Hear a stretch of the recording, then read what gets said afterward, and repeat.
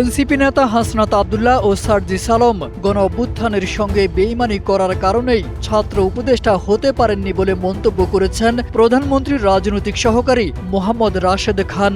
নিজের verified Facebook পেজে দেওয়া এক পোস্টে তিনি এই মন্তব্য করেন।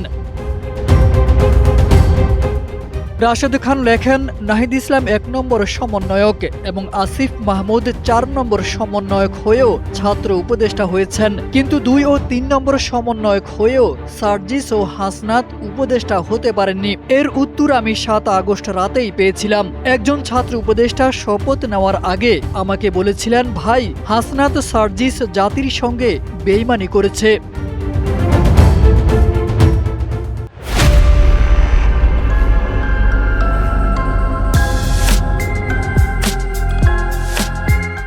রাশেদ খান দাবি করেন, সম্প্রতি ফাঁস হওয়া এনসিপি নেতা ও সংসদ সদস্য হান্নান মাসুদের একটি অডিওতে এমন বক্তব্য রয়েছে যা থেকে বোঝা যায় গণ অভ্যুত্থানের সময় হাসনাত আব্দুল্লাহ ও সার্জিস আলম আওয়ামী লীগের পক্ষে কাজ করেছিলেন।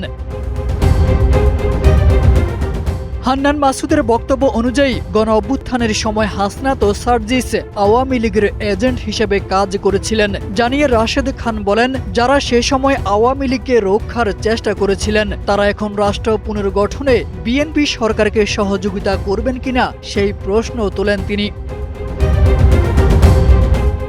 রাশেদ খান বলেন, আওয়ামী লীগের গণহত্যার বিচার এবং জুলাইয়ের শহীদদের স্মরণে এনসিপি জুলাই পদযাত্রা কর্মসূচি পালন করলেও দলটির নেতাদের মুখে আওয়ামী লীগের বিচার নিয়ে কোনো বক্তব্য শোনা যায় না, বরং তারা বিএনপির বিরুদ্ধে বক্তব্য দিচ্ছেন এবং গণ অভ্যুত্থানের হুমকি দিচ্ছেন বলেও মন্তব্য করেন প্রধানমন্ত্রীর রাজনৈতিক সহকারী মোহাম্মদ রাশেদ খান।